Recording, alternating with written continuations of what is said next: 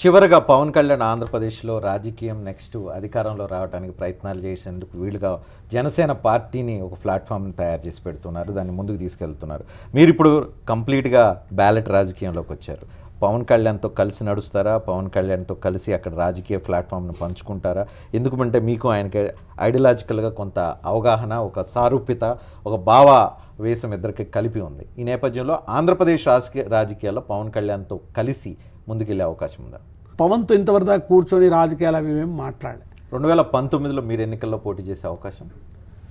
2019లో నేను ఎన్నికల్లో పోటీ చేస్తానా లేదా అనేది వేరే విషయం. కానీ 2019 వరకు భారతదేశం యొక్క పార్లమెంటుకు పల్లె పల్లెకు పాట పార్లమెంటుకు బాట అనే ఒక అద్భుతమైన భావాలు ఉండే వందల వేలాది మందిని పంపించేటటువంటి కర్తవ్యాన్ని నెరవేరుస్తా. నంబర్ 1 పార్లమెంటుకు పంపించే ప్రయత్నం నంబర్ 1. నంబర్ 2, అలాంటి ఇప్పుడు ఇమ్మీడియట్గా మాత్రము ఒక పార్టీ అదో పెట్టే కంటే ఆ భావ సారూప్యతలు ఉన్న వాళ్ళందరినీ ఏకం చేస్తా. ఇలా ఒక దారంగా ముందు తయారవుతా, కోఆర్డినేట్ చేస్తాం పువ్వుల్ని.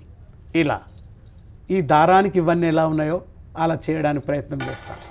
ఎట్ ది సేమ్ టైం ఆ విప్లవోద్యమాన్ని కూడా నేను తీసుకునే కార్యక్రమం పోటీ కాదు, మీకు వ్యతిరేకం కాదు, లేదా డౌన్ కాదు, చేతులెత్తుడు కాదు, ఇది కొనసాగింపే. అలాంటి ఉద్యమాలు కారంచెడు ఉద్యమం పోయినా, శాంతి యాత్రలు చేసిన నేను ప్రత్యేక తెలంగాణలో పాల్గొన్నా. అట్లయితే ప్రత్యేక తెలంగాణలో నన్ను ఎందుకు పాల్గొన్నందుకు తీసుకుపోయి ఎవరి చేతిలో పెట్టినాం?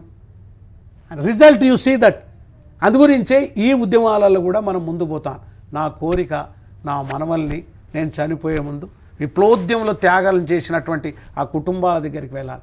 రేపు 6 తర్వాత నేను పోతుంది అదే, ఆ కుటుంబాల దగ్గరికి వెళ్ళాలి. నా మనవల్ని ముద్దు పెట్టుకోవాలి. ఏ తాత మాకేమి ఇచ్చినావు? ఏం లేదో, మిమ్మల్ని ముద్దు పెట్టుకుంటున్నా. ఈ దేశం మీదే, సంపద మీదే. ఇక్కడ మీరు ఉద్యమాన్ని సిద్ధంగా పోరాడి సాధించుకోండి అని చెప్తాను.